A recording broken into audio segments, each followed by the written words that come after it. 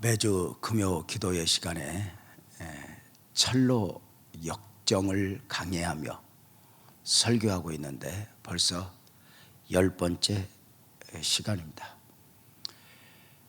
7개의 방에서 보여지는 영적인 교훈들, 순례자 크리스찬이 좁은 문에서 십자가에 이르기까지 품어야 할 영성들이었습니다.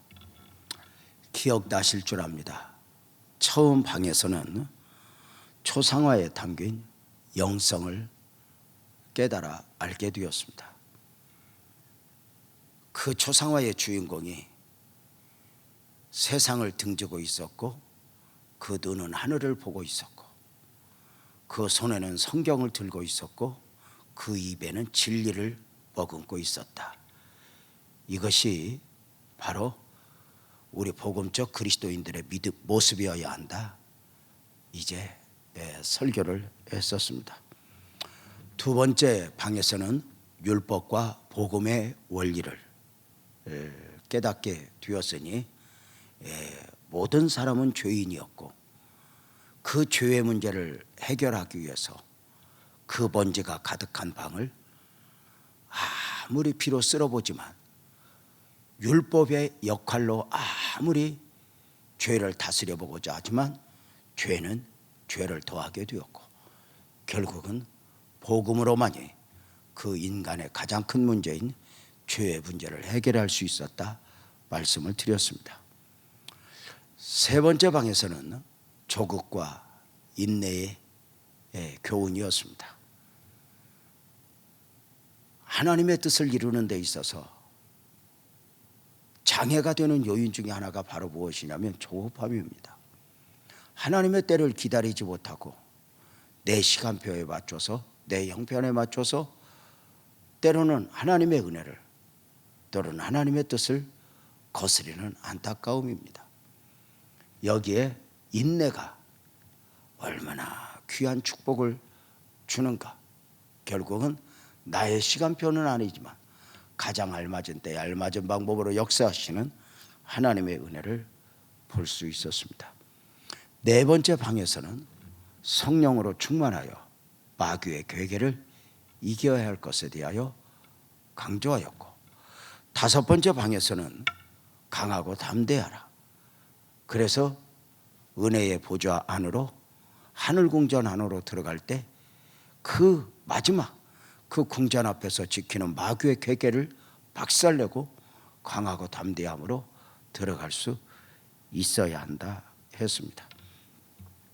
지난 5개의 방에서 순례자 크리스찬이 깨달은 영적인 교훈들은 천국 시민권을 가지고 살아가고 있는 오늘의 모든 그리스도인들이 품어야 할 참으로 소중한 영성이었습니다. 강하고 담대하라. 5번째 방에서 6가지의 교훈을 받은 크리스천은 이제 아마 다 되었다고 생각을 한 것 같습니다. 이 정도 보았으니, 이 정도 은혜를 받았으니, 이 정도 깨달았으니 이제 순례자로 살아가는 데 있어 자신이 있었다고 말입니다. 이 정도 은혜 받았으면 되었지, 이렇게 말입니다. 우리도 함께 한때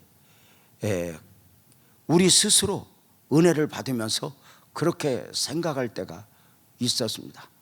아주 강력한 은혜를 경험할 때, 이 정도 은혜면 이제 나는 시험도 안 들 것 같고 문제도 없을 것 같고, 어떤 어려움이 와도 나는 주님과 동행하며 그 어려움을 이길 수 있었다, 이렇게 생각을 했다는 것입니다. 그러면서 넘어지는 성도들을 보면 왜 저럴까? 시험 든 성도들을 보면 왜 저럴까? 세상에 빠져 살아가는 성도들을 보면 왜 저럴까? 이 정도 은혜 경험했으면 나는 절대 상관없는 경우 같았습니다. 베드로도 그랬습니다. 주와 함께라면 죽는 데라도 가겠습니다. 다 주를 버릴지라도 나만은 버리지 않겠습니다. 베드로가 그것은 거짓말한 것이 아닙니다. 있는 그대로 표현한 것입니다. 그럼에도 결국 넘어졌고 넘어졌습니다. 그래서 성경 고린도전서 10장 12절은 분명하게 경고합니다. 선줄로 생각하는 자는 넘어질까 조심하라. 나는 아니요, 나 이 정도면 됐어. 아니요, 그가 누구여도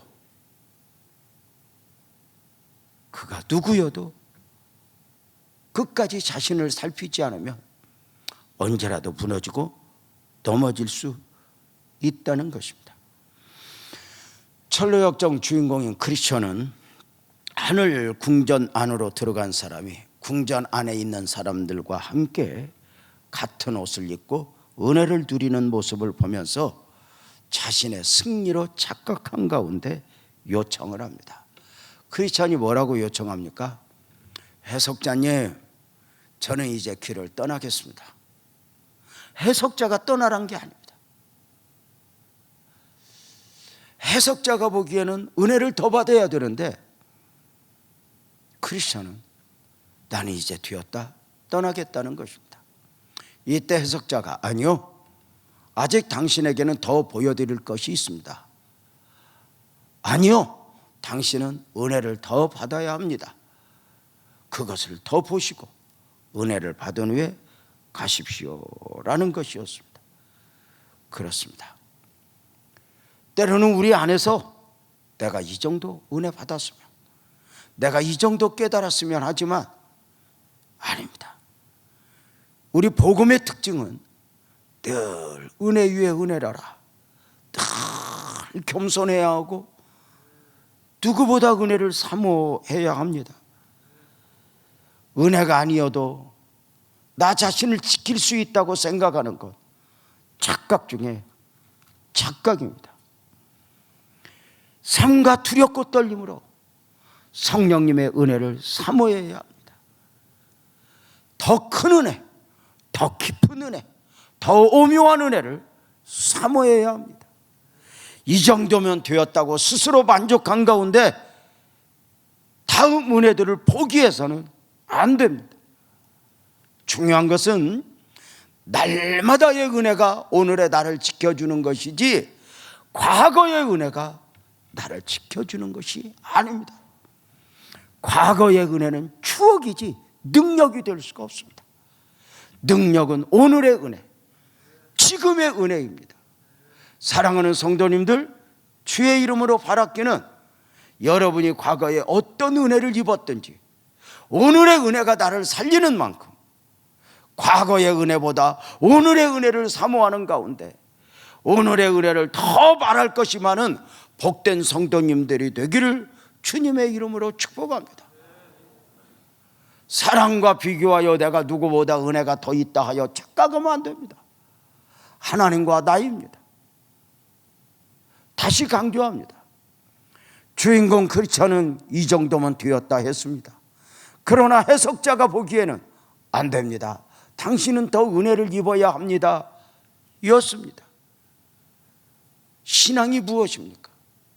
믿음이 무엇이라 했습니까? 믿음은 하나님이 얼마나 크고 위대하신 분인가를 아는 것이요, 그리고 나는 얼마나 부족하고 나는 얼마나 작은 존재인가를 아는 것입니다. 그래서 끊임없이 은혜를 공급하는 것입니다. 다시 정리할까요? 사랑하는 성도님들에게 부탁을 드립니다. 과거의 신앙적 추억에 젖어 있지 않기를 바랍니다. 과거에다가 기도했어, 과거에다가 금식했어, 과거에다가 전도했어, 이것이 아니라 오늘의 은혜, 지금의 은혜, 지금의 은혜가 능력이요 축복이 될 줄로 믿습니다. 선줄로 생각하면 넘어질까 조심하라. 나는 이제 되었어 없습니다. 누구와 비교해서 내가 은혜가 더 있다 착각해서는 안 됩니다. 언제나 주님의 기대가 있습니다. 재명아, 너는 더 큰 은혜를 사모해야 한다. 너는 더 큰 은혜를 입어야 할 사람이다 한다. 이렇게 정하고 그렇게 몸부림을 쳐야 하는 것입니다. 해석자는 떠나겠다는 크리스찬의 손을 잡아 이끌어 어둡고 캄캄한 6번째 방으로 데리고 갔습니다. 여섯 번째 방은 쇠창살로 된 감방이었습니다. 여섯째 방 안에 들어가 보니 그 감방 안에는 한 남자가 갇혀 있었습니다. 그 감방 안에 있는 남자는 팔짱을 끼고 바닥을 향해 시선을 고정한 채 땅이 꺼질 듯 한숨만 푹푹 내쉬고 있었습니다. 여섯 번째 방에서 모든 것을 포기한 듯 낙심하여 있는 그 사내를 보면서 크리스찬은 물었습니다. 이것은 또 무엇을 의미하는 것이오? 저 사람은 왜 저라 하고 있어? 크리스찬의 질문 앞에 해석자는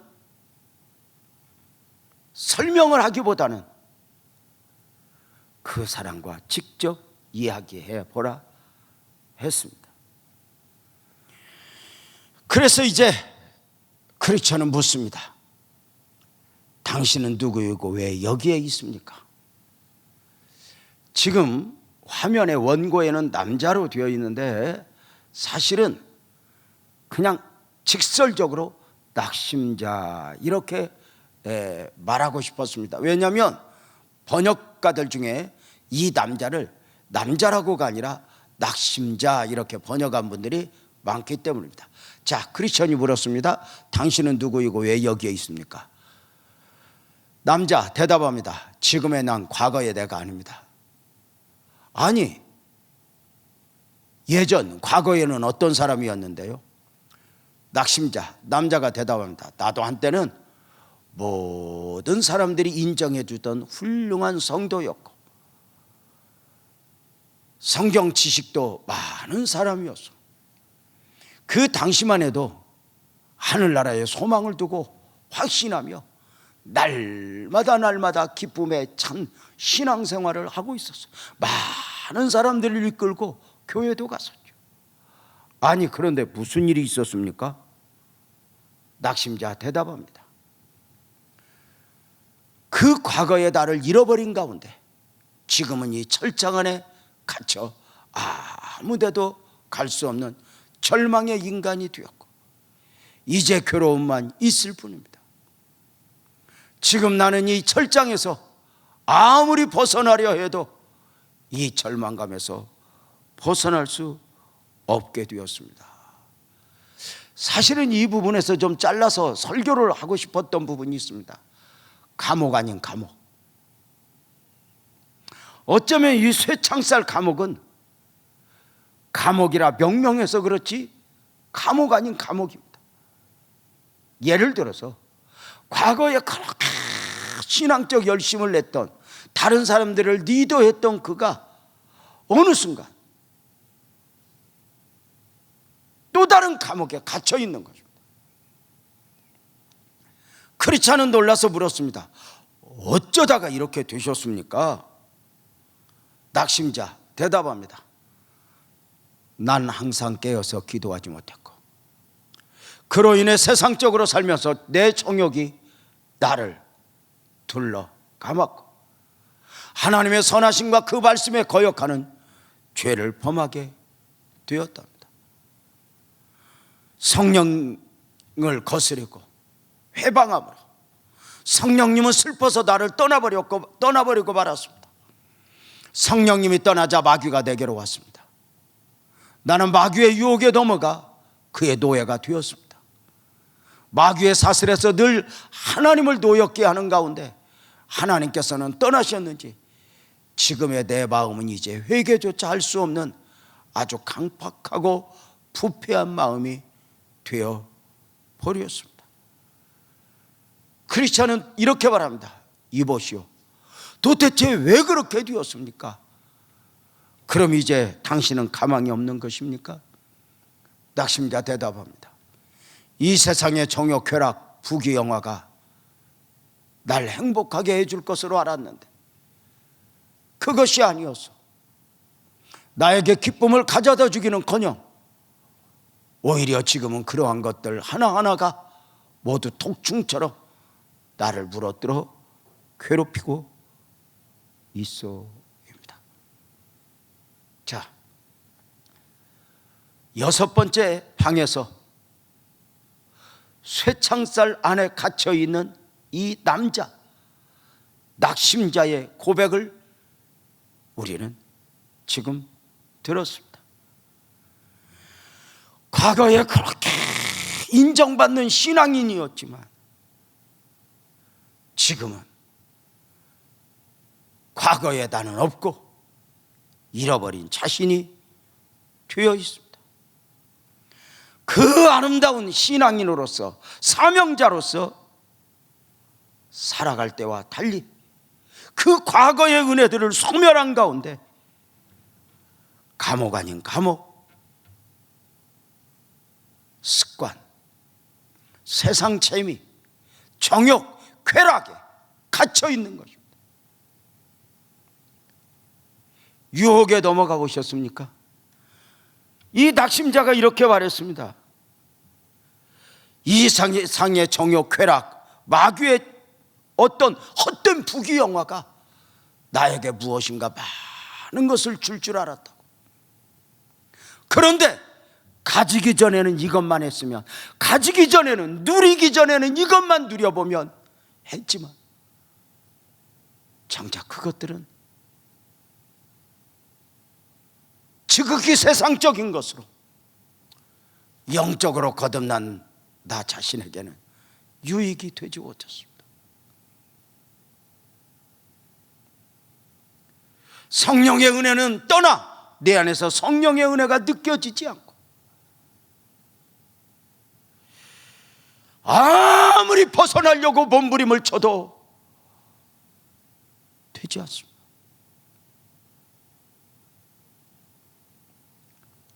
언젠가 이런 설교 했던 적이 있는데 혹시 기억나십니까, 성도님들? 혹시 죄의 습관에 젖어 있습니까? 내가 거절할 수 있다 싶을 때 거절하십시오. 내가 절제할 수 있다 싶을 때 절제하십시오. 내가 거절해야 함에도 불구하고 나를 그 죄에 맡기면, 지금은 내가 죄를 짓는 것이지만 어느 순간 그 죄는 여러분을 삼켜 유린하게 될 것입니다 라고 말합니다. 그가 목사이든 선교사이든 장로이든 가리지 않습니다. 잃어버린 다윗을 아십니까? 그 대단한 다윗이 기도에서 멀어지고 예배에서 멀어진 가운데 그만 안타깝게도 죄의 유혹에 넘어가 버립니다.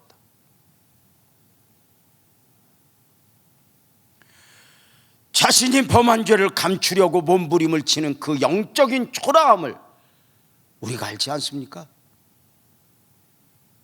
잃어버린 아담의 경우는 어떠합니까?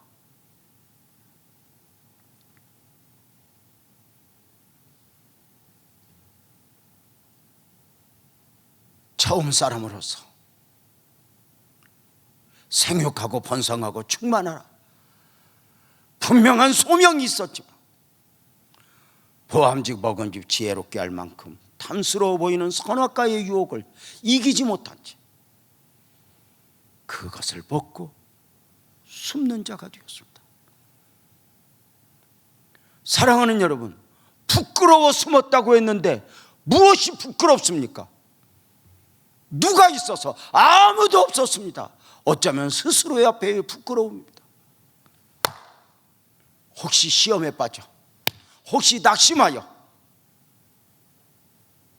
영적으로 무너져 본 적 있습니까? 다른 사람은 나를 보면서 와, 유재명 목사님 아니에요? 와, 엄성윤 목사님 아니에요? 아, 장로님 아니에요? 당신 대단한 거 내가 알아요. 그러지만 내 스스로 앞에 부끄러운 것 아닙니까?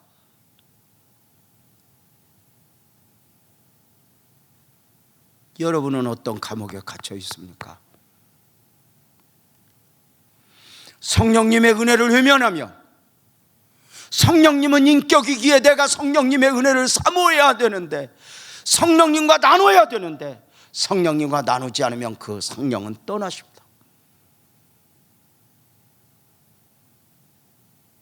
성령님의 은혜를 입지 못하면 우리는 언제든지 낙심자가 될 수 있다는 사실을 아십니까?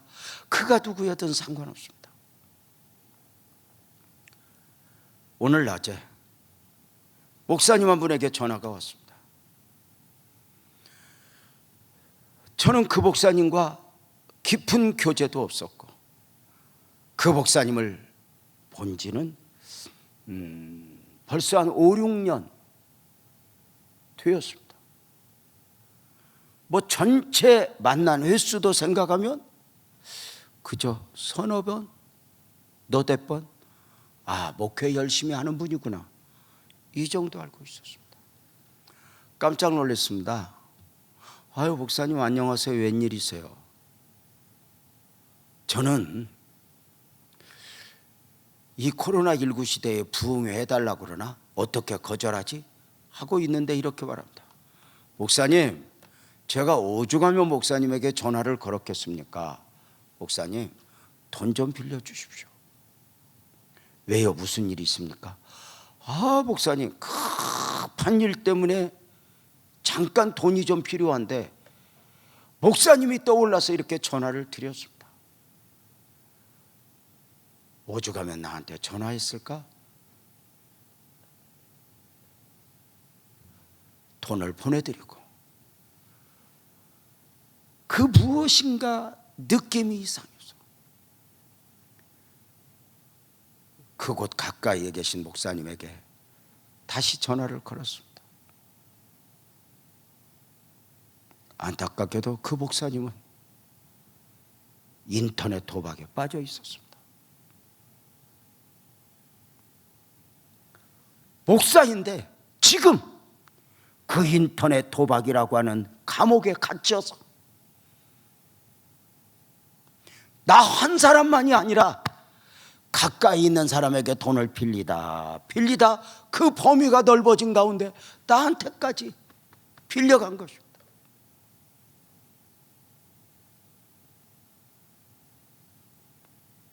영적인 초라함.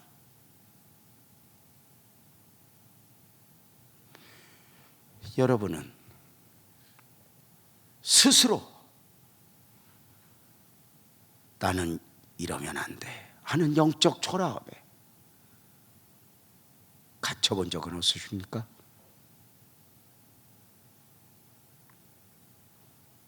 어느 날부터인가 이것은 내가 아니야, 벗어나고 싶은데 벗어날 힘조차 상실해버린, 혹시 나 자신이 그렇게 되어 있지는 않습니까?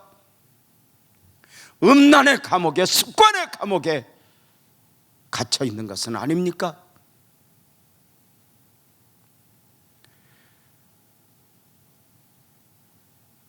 과거의 화려한 신앙을 잃어버린 가운데 영적 초라함에 젖어 쇠창살 안에 갇힌 남자의 고백을, 그 낙심자의 고백을 다시 한번 보겠습니다. 어쩌다 그가 그렇게 되었죠? 나는 깨어 기도하지 못했고 그로 인해 세상적으로 살면서 내 정욕이 나를 둘러감았고 하나님의 선하심과 그 말씀에 거역하는 죄를 범하였답니다. 성령을 거스르고 성령을 회방함으로 성령님은 슬퍼서 나를 떠나고 성령님을 근심시켜서 떠나고 말았습니다. 성령님이 떠나자 마귀가 내게로 다가왔습니다. 나는 마귀의 유혹에 넘어가 그의 노예가 되었습니다. 마귀의 사슬에서 늘 하나님을 노엽게 하는 가운데 하나님께서 떠나셨는지 지금의 내 마음은 이제 회개조차 할 수 없는 아주 강팍하고 부패한 마음이 되어버렸답니다. 회개조차 할 힘이 없는 것. 우리가 하나님 앞에 눈물로 회개할 수 있음이 얼마나 큰 은혜인지 아십니까? 혹시 오늘 이 설교를 듣는 성도님들 가운데 자기만 아는 감옥에 갇혀 있는 경우가 있다면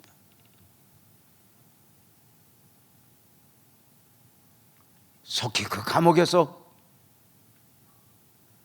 자유할 수 있기를 바랍니다.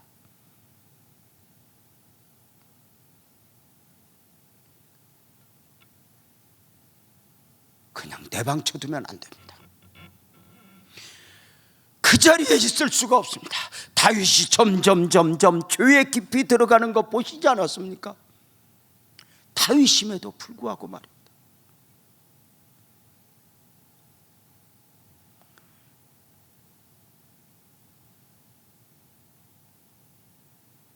그가 누구여도 깨어 기도하지 못하며 시험에 들게 된다고 이미 주님은 겟세마네 동산에서 제자들에게 말씀해 주셨습니다. 그 장면을 마태복음 26장 40절 41절에서 보면 제자들에게 오사 그 자는 것을 보시고 베드로에게 말씀하시되 유재명에게 말씀하시되 너희가 나와 함께 1시간도 이렇게 깨어 있을 수 없더냐. 시험에 들지 않게 깨어 기도하라. 마음은 원이로도 육신이 약하도다. 시험에 들지 않게 깨어 기도하라. 기도하지 못하니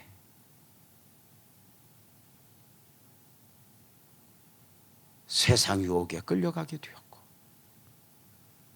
성령님은 슬퍼서 떠나버렸고 어느 순간 마귀의 노예가 되어 이것은 내가 아닌데 유린을 당하며 잃어버린 자신이 되어 있는 것입니다.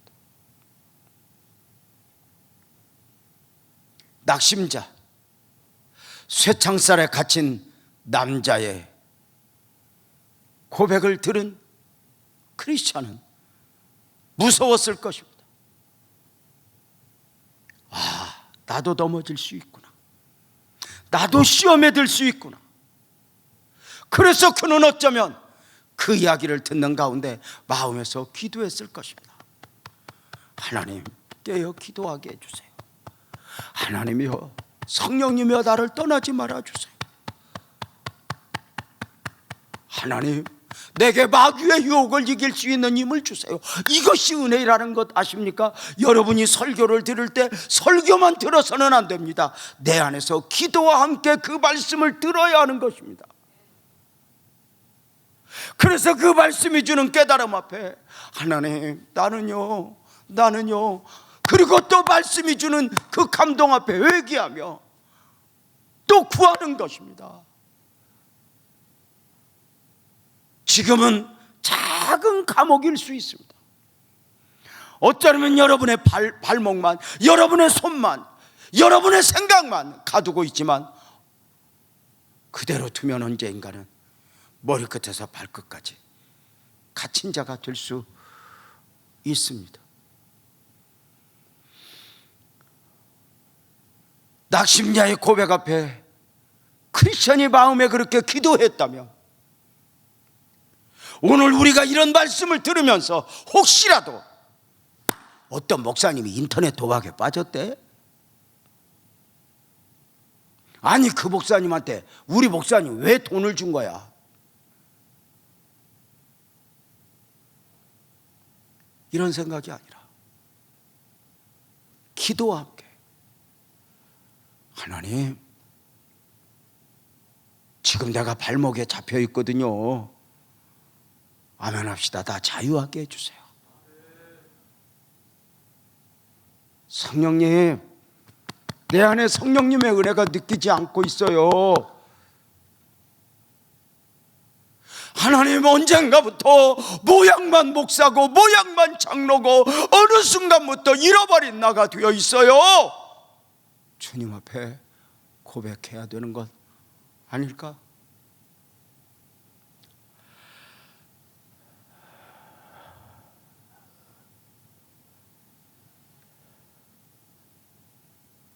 여섯 번째 방에서 낙심자를 통한 교훈을 주었던 해석자는 이렇게 강조합니다. 그 낙심자의 비참함과 고통을 잘 기억하여 이 사람을 영원히 잊어버리지 않을 교훈으로 삼으시오. 끝까지 마음속에 지침이 되어야 합니다.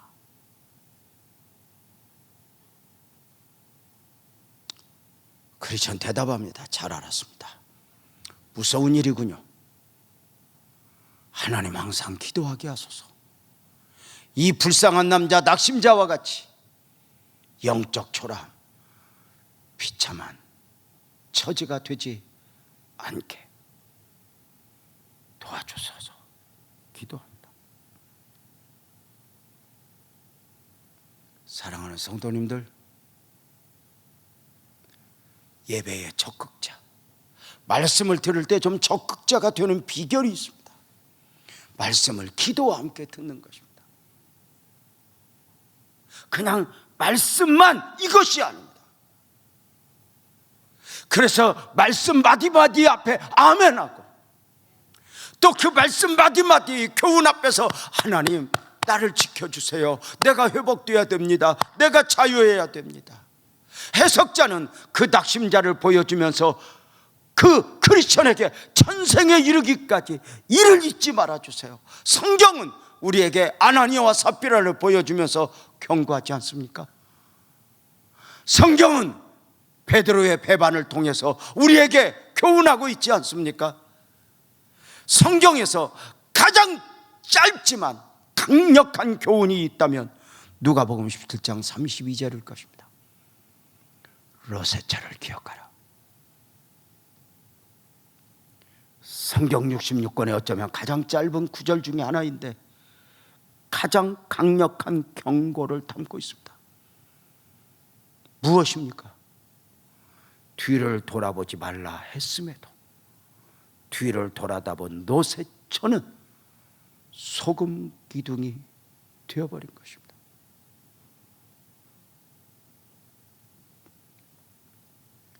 뒤를 돌아보지 말라 했으면 돌아보지 말았어야 했는데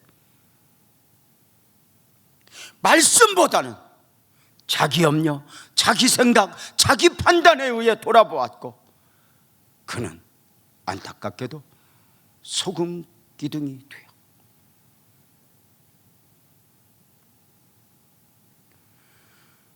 오늘날 많은 그리스도인들에게 반면 교사가 되어 있습니다. 예수님이 제자들에게 주셨던 경고의 말씀도 한 구절 더 볼까요? 누가복음 9장 62절이죠. 손에 쟁기를 잡고 돌아보는 자는 하나님의 나라에 합당하지 않아. 신앙인으로 가면서 사명자로 살면서 뒤를 돌아다본다? 아니야. 문제는 뒤를 돌아다보지 말아라, 과거로 돌아가지 말아라 해도 은혜가 은혜되지 못하고 있는 사람들에게는 이런 경고들이 들려지지 않는 것. 사랑하는 성도님들, 오늘 이 시간 영상 앞에서 예배이지만 머리끝에서 발끝까지 우리 모두는 그리스도 안에 있는 자여야 합니다. 나를 세상에 빼앗겨서는 안 됩니다. 나를 세상에 맡겨서는 안 됩니다.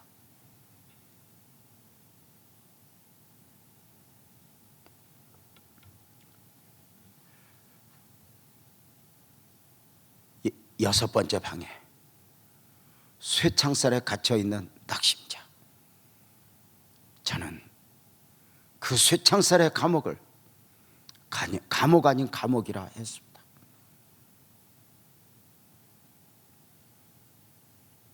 그렇게 영적으로 화려했던 그가 무너져 있었던 것입니다. 해석자는 순례자인 크리스천에게 이 낙심자의 모습을 보여주면서 천생에 이르기까지 이 모습을 잊지 말고 두렵고 떨림으로 깨어 있으라 권면했다면 오늘 우리에게는 무엇을 말씀하는 것일까?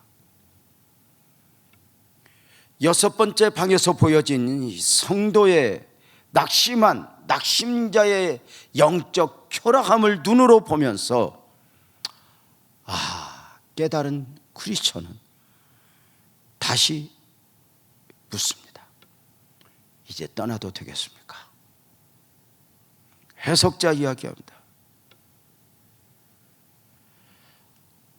한 가지 더 보여드릴 것이 있으니 기다리십시오. 그리고 나서 길을 떠나셔도 됩니다. 해석자는 한 가지 더 보여드릴 것이 있다고 하면서 7번째 방으로 인도하니 7번째 방에는 무서운 꿈을 꾼 사람, 바로 심판의 꿈을 꾼 사람 모습을 보게 됩니다. 해석자와 함께 순례자 크리스찬이 7개 방, 마지막 7번째 방에 들어가니 침대에서 한 사람이 일어나 앉아 있습니다. 그런데 그 일어난 사람이 옷을 입고 있는데 그 사람이 꿈을 꾼 거로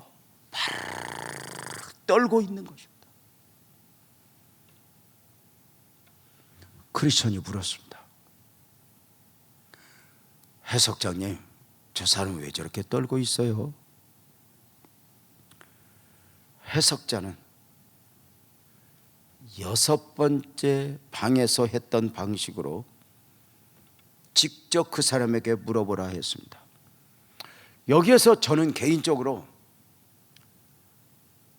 철로 역정의 저자 존 버년의 어떤 천재적 영성을 느끼게 되었습니다. 첫 번째부터 5번째 방까지는 저 모습이 무엇입니까? 물으면 이것이야, 이런 거야 늘 알려주었던 해석자가 6번째 방에서부터는 직접 물어보라 합니다. 직접 알아보라 합니다. 직접 깨달으라 합니다. 이것을 제가 이렇게 표현했습니다. 철로역정의 저자 존 버년의 천재적 영성이라는, 말이 되는지는 모르겠습니다. 그런데 제가 스스로 이 부분을 이렇게 표현합니다. 그 마디마디 한마디에서 그 존 버년의 영성을 보게 되는 것입니다. 다시 말씀을 드립니다. 첫 번째 방에서부터 5번째 방까지는 무엇이 보일 때마다 해석자에게 물었고 해석자는 대답을 해줬습니다. 6번째 방부터는 직접 물어보시오. 이제 나를 통해서가 아니라 직접, 우리가 신앙생활하면서 응답이 무엇인가 모를 때, 진리에 대한 궁금함이 있을 때, 무엇인가 알고 싶을 때 우리는 습관적으로 의존적입니다. 목사님에게 물어보고, 이웃 권사님에게 물어보고, 은사자에게 물어보고, 다 이렇게 좀 의존적입니다. 그런데 이 7번째 방에서 이 해석자를 통해서 우리에게 주는 교훈은, 이제는 네 안에 예수님이 계시다면, 네가 하나님을 믿는다면 늘 습관적으로 무슨 일을 만날 때 의존적으로 누구에게 부탁하고 묻기보다는 아멘합시다. 네가 믿는 하나님에게 직접 물어라. 그것을 깨닫기 위해서 기도해라. 하나님 알려주세요. 응답 주세요. 축복 주세요. 미련한 내가 깨달을 수 있도록 은혜를 주세요. 그저 쉽게 누군가에게 물어보고 의존적으로 그렇게, 이것이 아니라 그것을 알기 위해서, 말씀 한 구절 깨닫기 위해서 몸부림을 치는, 이 말씀을 준비하다 제 개인적으로 깨닫게 된 것이 있어요. 30년 훌쩍 전부터 설교자로 살아오면서 그때는 자료가 많지 않았어요. 그렇다고 뭐 책이 있다 해도 있는 대로 책을 다 살 수 있는 건 아니니까요. 설교 준비를 하면서 요한복음을 로마서를 설교 준비를 하면서 제가 구입한 책의 내용이 없어요. 그러면 그 본문을 놓고 하나님 이 말씀 깨닫게 해주세요. 이 말씀 깨닫게 해주세요. 지금 내일이 주일인데 오늘 토요일 내가 깨달아지지 않아요. 그래서 때로는 여러분 그 말씀 그 한 구절 깨닫기 위해서 제가 주일 새벽 4시까지 꼭 새고 기도하면서 하나님 어떻게 해요? 설교 시간 얼마 남지 않았어요. 그리고 그 4시 넘어서 5시가 되어서 깨닫게 하면 막 뭔가 내 안에 생수의 강이 넘쳐 흐르는 듯 그 말씀 한 구절 붙들고 설교를 했던 그런 은혜들이 생각이 나요.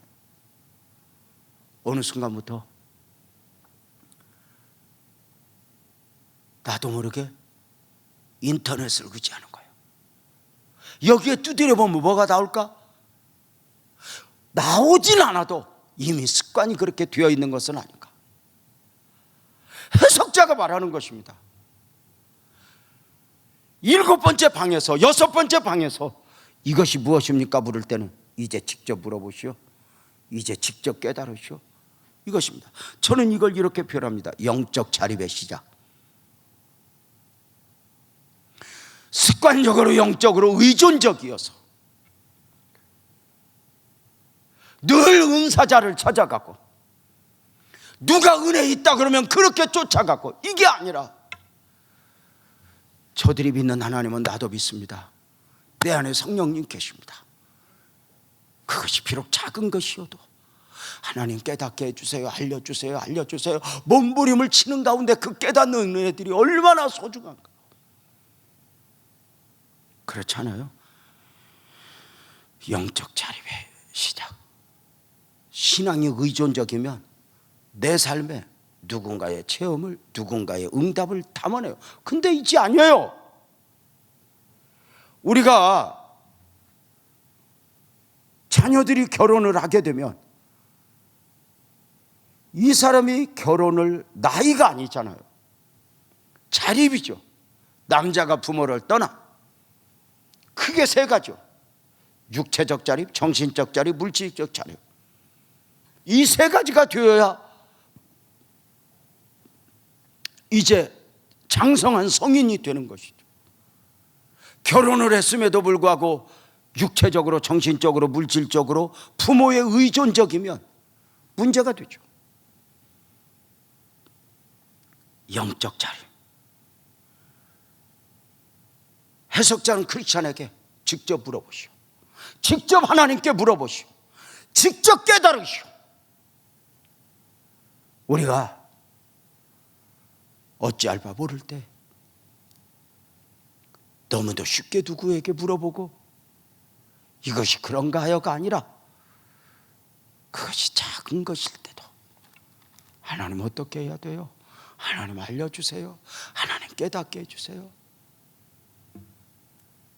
이런 은혜들 있어야 되는 것 아닐까? 이제 크리스찬은 7번째 방에서 그 침대 맡아서 무서운 꿈을 꾸고 바르르 떨고 있는 그에게 해석자의 권면에 따라 직접 물어봅니다. 당신은 왜 이러고 있습니까? 이런 질문입니다. 이때 이 마지막 7번째 방에서 무서운 꿈을 꾸었던 그 남자는 길게 대답을 하는데요. 그 대답이 좀 길지만 요약을 해서 말씀드릴까도 했지만 좀 원문 그대로 보여드리고 싶었어요. 좀 보겠습니다. 지난밤 나는 잠을 자다가 꿈을 꾸었습니다. 꿈에서 보니 하늘은 암흑으로 뒤덮이고 우레와 번개가 아주 무섭게 내리쳤습니다. 난 공포와 두려움과 슬픔에 빠졌습니다. 그 눈을 들어보니 구름이 예사롭지 않게 움직이고 있었습니다. 하늘 위에 구름이 겹겹이 쌓이더니 갑자기 휘몰아쳤습니다. 그때였습니다. 구름 위에서 요란한 나팔 소리가 들리더니 천지가 진동하고 구름 위에서는 어떤 사람이 수천 명의 시중을 받고 있는 것이 보였습니다. 그분 주위에는 구름이 무척 많이 둘러 있었죠. 구름들은 모두 불길을 뿜고 있어서 하늘은 전부 불바다였습니다. 그때 일어나라, 너희 죽은 자들아, 깨어서 일어나 심판을 받으러 올라오라는 우렁찬 목소리가 울려 퍼졌습니다. 잠자는 자들의 부활이죠. 그 음성이 끝나자 사방에서 바위가 갈라지고 무덤이 열리면서 죽은 자들이 살아 밖으로 걸어 나오는 것이었습니다. 기쁨에 못 이겨 위를 바라보는 사람이 있는가 하면 무서워서 산 밑에 숨으려고 달려가는 사람도 있었습니다. 구름 위에 앉은 그분이 책을 펴고, 재림예수죠, 사람들에게 그 책 앞으로 다 나오라고 하셨습니다. 그분 앞에는 무서운 불길이 계속 타오르고 있어서 그분과 그분 앞에 선 사람들과의 거리는 마치 법정에 선 재판장과 죄인들의 간격을 이룬 것 같았습니다. 구름 위에 앉은 분이 시중 드는 사람에게 다음과 같이 선포하는 소리가 내 귀에 들려왔습니다. 가라지와 쭉정이와 지푸라기들은 모두 거두어 불못에 던지라. 그때 바로 내가 서 있는 곳에서 말이 없이 구덩이가 열렸습니다. 바로 지옥문이 열린 것입니다. 지옥문 입구에서는 연기와 화염이 엄청나게 쏟아져 나왔고 소름이 끼칠 정도로 처참한 비명소리가 여기저기 들려왔습니다. 시중 드는 사람에게 다시 한번 명령이 내렸습니다. 알곡을 곳간에 모아들이라. 그러자 많은 사람들이 구름 속으로 들려 올라가는 것이 보였습니다. 그런데 나만 홀로 땅에 남았었습니다. 나 역시 숨으려고 했지만 숨을 곳이 없었습니다. 구름 위에 계신 분이 계속해서 나를 내려다보고 계셨기 때문에 피할 수도 없고 어쩔 줄도 몰랐습니다. 게다가 지금껏 저지른 죄악들이 떠올라 내 양심을 괴롭히고 내 모든 죄악과 허물을 드러내었습니다.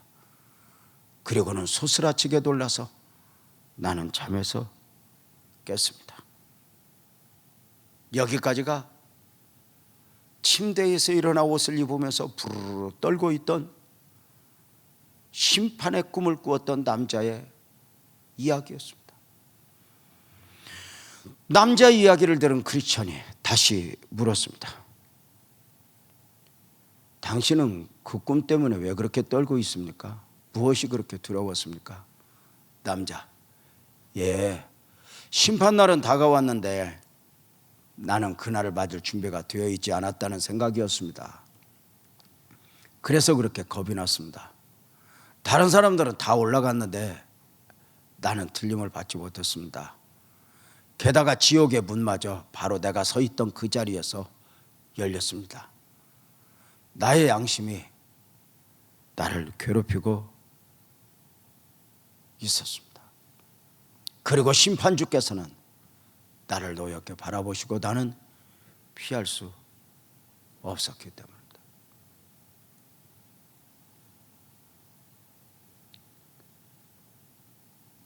그것이 꿈이었기 때문에 다행이지, 그것이 실제였다면 얼마나 안타까울까. 일곱 번째 방에서 본 남자는 우리와 같은 그리스도인이었습니다. 그런데 주님 맞을 준비가 전혀 되어 있지 않았습니다. 깨어있지 못했습니다. 주님 재림하시는 가운데 그 꿈에서 다른 사람들은 다 주님 맞으러 가는 가운데 알곡들이 보여서 주님 앞에 가는 가운데 죽정이, 가라지, 지푸라기, 신앙인들, 바람에 밀려 요동했던 그들, 지옥문이 그 옆에서 열렸는데 그 지옥문이 자기 옆에서 열렸다. 이것이 꿈이었기에 방정 아니냐? 실제였다면요.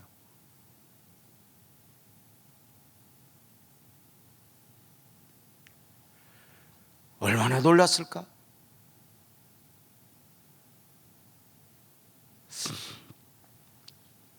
한국 교회가 이만큼 성장하기까지는 많은 목사님들의 헌신과 더불어 평신도 사역자들의 헌신이 있었습니다. 그 평신도 사역자들의 헌신 가운데 특별히 여성분으로 하면 대표적으로, 아마 물론 많이 있겠지만 대표적으로 최자실 목사님과 현신의 권사라 할 수 있습니다. 현신의 권사 이야기를 혹시 아십니까? 한국교회가 여기까지 오기까지 대단한 부흥의 역사를 이룬 분이었죠. 현신의 권사님이 당시 한강에서 텐트를 치고 집회를 인도하면 수많은 사람들의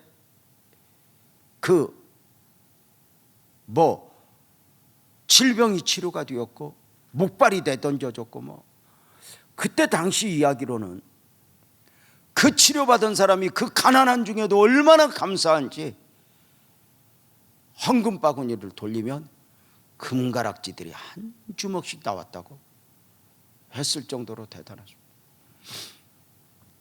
현신의 권사님한테 은혜 받은 분들, 그리고 그 은혜 받고 목사가 된 분들도 참 많이 있죠. 그 현신의 권사님이 대단한 사역을 이루신 가운데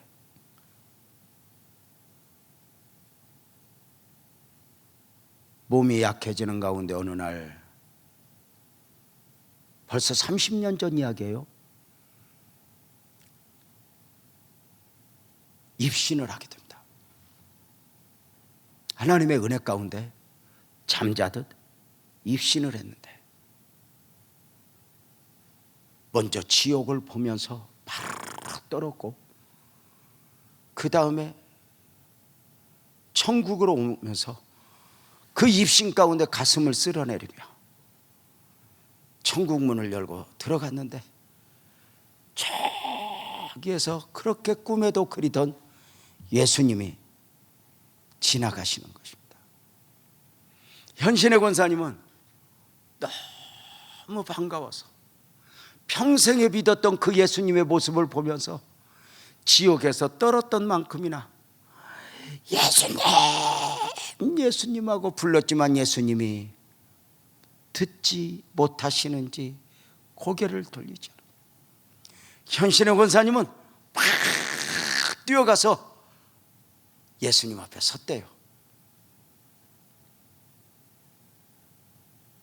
현신의 권사님이 이렇게 이야기했다네요. 예수님, 저 현신이에요. 이때 예수님이 그러셨대요. 나도 몰라. 왜 모르세요, 예수님? 제가 얼마나 헌신했는데요, 제가 얼마나 사명을 위해서 살았는데요, 얼마나 많은 사람들을 주님 앞에 인도했는데요, 얼마나 주님 영광 위해서 내가 살았는데요. 이때 예수님이 슬픈 눈빛으로 네가 내 영광 위해서 살았다고? 내 이름을 가지고 네가 영광 받았지. 네가 내 이름을 위해? 아니다. 나도 몰라. 주님의 위명 가운데 깜짝 놀란 현신의 권사가 등을 돌리시는 주님 앞에서 낙심하여 이렇게 돌아서는 가운데 다시 주님 앞에 뛰어가서 이렇게 물었답니다. 한국의 큰 교회 목사님들 이름을 대면서 아무개 목사님은요 아셔요? 그랬더니 예수님이 나 그 사람들 모른다 하셨다. 나중에 현신의 권사님이 그렇게 고백하더라고요. 예수님이 자신을 모른다고 할 때는 두렵고 떨림이든지 한국의 큰 교회 목사님 이름 대서 모른다고 하니까 조금 평안해지더라고. 그 죄성인 것 같아요. 혹시 황 목사님 입신하게 되면 예수님 앞에 가서 뭐 물어볼 때 나는 물어보지 마. 내가 알아서 할게. 꼭 물어보려면 김여신을 물어봐. 저 김여신 아냐고. 그거 나 모른다고. 그럴지 모르거든. 나는 물어보지 마. 내가 알아서 할 거야. 내가. 괜히 엉뚱한 데 갔다 와서 뭐 하나님이 뭐 유재명 목사 모른다고 했다. 그런 소리 여지도 마라. 그리고 그때 다시 한번 기회를 줘서 돌아온 가운데 벌써 30년 전에요. 재산을 다 정리해서 북한 선교회에 드리고 빈손 들고 앞에 가 비로소 주님 맞을 준비하신 가운데 하나님 품에 안겼죠. 저는 그 간증을 테이프를 통해 듣고 얼마나 두렵고 떨림이었는지 몰라.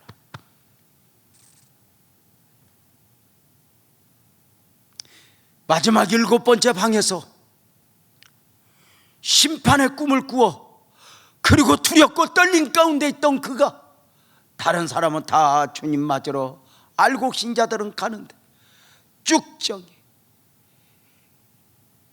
지푸라기 같은 신자들, 바람에 날리는 겨와 같은 신자들, 세상 바람에 요동치고 있던 그들은 그 옆에 지옥문이 열렸다. 그런 가운데 나는 누구여야 하는가?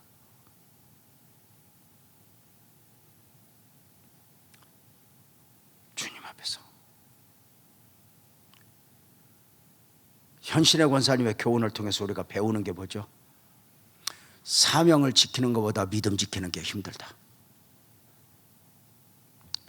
사명으로 사는 것보다 믿음으로 사는 게 더 힘들다.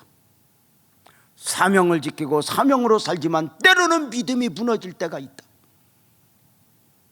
우리가 잘 믿어야 되는 이유, 믿음을 지켜야 되는 이유가 뭐죠? 주님 앞에 서야 하니까. 주님 앞에 서야 하니까. 우리가 믿음을 지켜야 하는 이유, 믿음으로 살아야 되는 이유는 그래야 자식이 잘 되고 부자 되고 주님 앞에 서야 되니까. 마태복음 7장 21절에서 23절에 보면 주님 앞에 선 사람의 이야기가 나오죠. 나더러 주여 주여 하는 자마다 다 천국에 들어갈 것이 아니요 다만 하늘에 계신 내 아버지의 뜻대로 행하는 자야 들어가리라.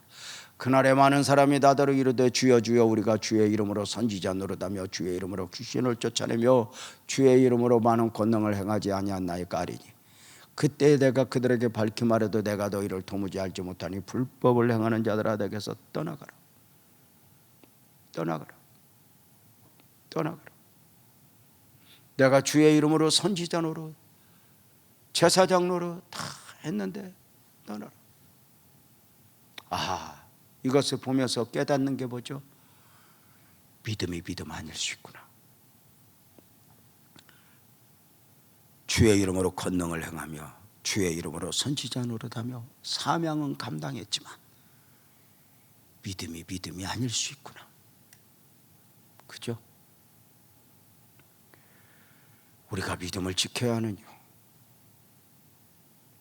이래도 되고 저래도 되고 내가 예수 믿어주는 게 아니라 마지막 심판이 있을 것이거든요. 요한복음 5장 28절 29절이 그렇게 말하죠. 이를 놀랍게 여기지 말라. 무덤 속에 있는 자가 다 그의 음성을 들을 때가 오나니 선한 일을 행하는 자는 생명의 부활로 악한 일을 행하는 자는 심판의 부활로 나오리라. 여기서 여러분에게 정리해 드립니다.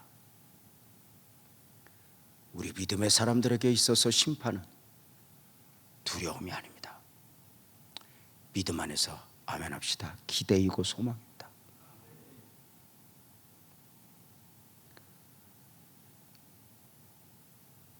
신부된 그리스도인이 신랑 되신 예수 그리스도를 기다리는 기다림. 믿음을 지켰다면, 정절을 지켰다면 소망이 아닐까?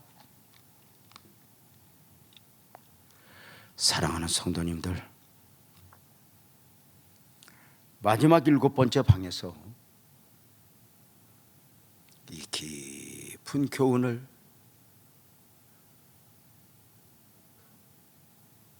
깨닫게 된 크리스찬은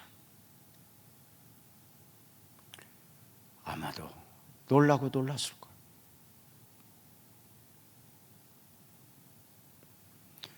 순례자로서 천성에 이르기까지 잊지 말아야 될 7가지를 받은 거거든요. 7개의 방에서 그 교훈을 바친 해석자는 묻습니다. 크리스천이요, 순례자된 크리스천이요, 지금까지 본 것을 무엇인가 좀 생각해 보셨습니까? 크리스천 대답합니다. 예, 제 마음의 두려움과 기쁨을 동시에 갖게 되었습니다. 해석자, 그렇군요. 좋은 교훈이 될 수 있도록 지금껏 보았던 일들을 명심하십시오. 앞으로 당신이 가는 길에 이것이 힘이 되길 바라겠습니다.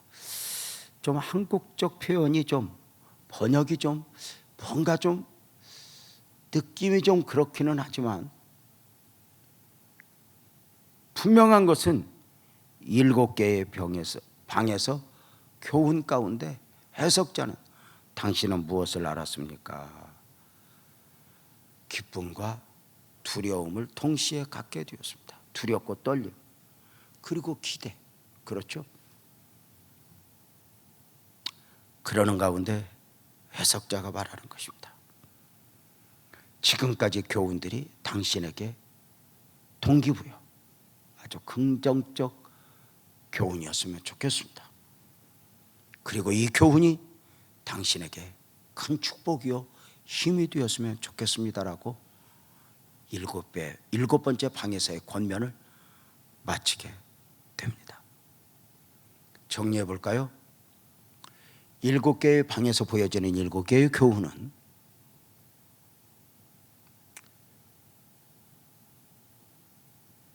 순례자된 크리스천이, 아니 오늘을 살아가는 그리스도인이 품어야 할 영성이었습니다.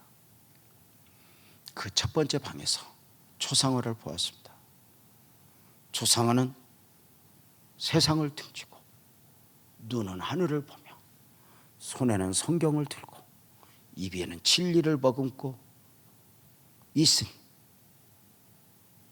이 모습을 저는 다른 번역자들은 이 초상화의 주인공을 영적 지도자, 청교도 사역자로 보았지만 저는 아니라 했습니다. 그리스도의 모습이고 그 모습은 우리의 모습, 영성이어야 한다고 말입니다. 두 번째 방에서는 율법과 복음의 원리를 보았습니다.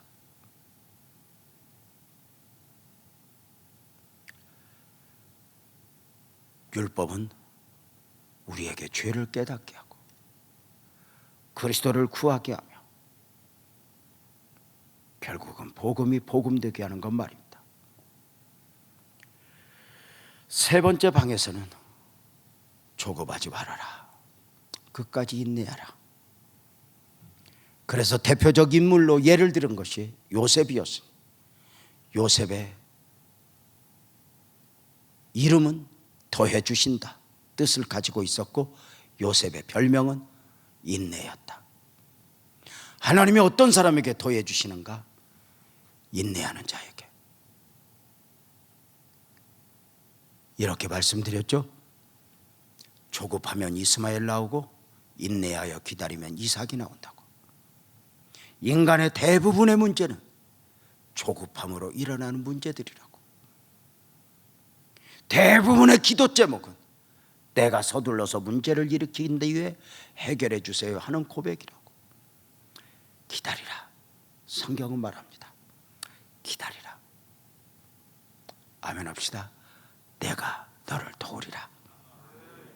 끝까지 인내하며 하나님이 약간은 미는 듯 끌어주시는 듯 그 성령의 은혜를 느끼며 살아가는 것입니다.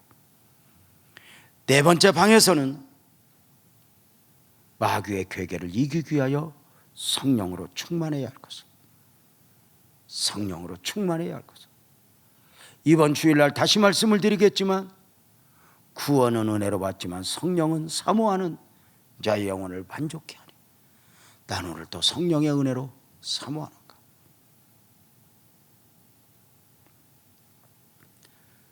다섯 번째 방에서는 강하고 담대해야 된다. 여섯 번째 방에서는 오늘 설교 서두에 낙심하여 타락하여 쇠창살에 갇혀있는 영적 초라함에 빠진 낙심자를 보았습니다. 언제든지 누구든지 넘어질 수 있다고 말입니다. 그리고 마지막 일곱 번째 방에서 심판의 날에 재림의 주님, 그 주님을 맞으면서 정작 자기 자신은 주님에게 가까이 가지 못한 가운데 옆에 지옥문이 열려있는 모습을 보면서 바로로 떨고 있는 그의 모습을 눈으로 보면서 나는 누구인가? 나는 누구여야 하는가? 무엇으로 사는 사람이어야 하는가가 정립이 된 것입니다. 7개의 방에서 교훈을 받은 크리스천은 마지막 떠날 채비를 했고, 성령을 상징했던 해석자는 마지막으로 크리스천을 위하여 기도하며 축복합니다. 선한 크리스천시, 위로의 위로자 되시는 주님께서 당신의 가는 길에 늘 함께 하셔서 당신을 지켜줄 것입니다. 당신은 혼자가 아닙니다. 성령께서, 주님께서 함께 할 것입니다. 크리스천은 이 7개의 교훈을 가슴에 안고 다음 주에 말씀을 듣게 될 십자가에 향해서 걸어가게 되는데, 아마 다음 주에도 우리에게 아마 존 버년의 어떤 천재적 영성, 그 영성이 우리에게 마치 이렇게 느껴지는 듯한 은혜를 받게 할 것임을 생각합니다. 우리가 예수를 잘 믿어야 되는 이유가 뭐라고 그랬죠? 이렇게 말씀드렸죠. 사명을 지키는 것보다 믿음을 지키는 게 힘들고, 사명으로 사는 것보다 믿음으로 사는 게 어렵다고요. 사명은 감당했지만 믿음을 놓아버린 경우 아무도 없다고요. 하늘은 사명으로 가는 게 아니에요. 내 공로로 가는 게 아니에요. 믿음으로 가는 나라, 하나님 나라. 사랑하는 성도님들, 7번째 방에서 주님 재림, 심판의 교훈이 있어졌다면, 마라나타, 우리 주님 다시 오시는 그날까지 나는 누구인가, 누구여야 하는가, 무엇으로 사는 사람이어야 하는가, 끝까지 믿음을 지켜내는 복된 영성이 우리 성도님들 안에 넘치기를 주님의 이름으로 축복합니다. 영상으로 예배하고 계신 성도님들, 믿음에서 무너지지 맙시다. 믿음에서 승리합시다. 오늘 이 예배당에 함께 예배하고 있는 우리 목사님들, 어떤 일이 있어도 사명보다 믿음, 이것을 꼭 잊지 말고, 주여 영적 초라함에 빠지지 않게 하소서. 주님 오시는 그날까지. 예배당에 계신 목사님들, 우리 모두 일어나서 마라나타 찬송하면서 오늘 말씀 마칩니다.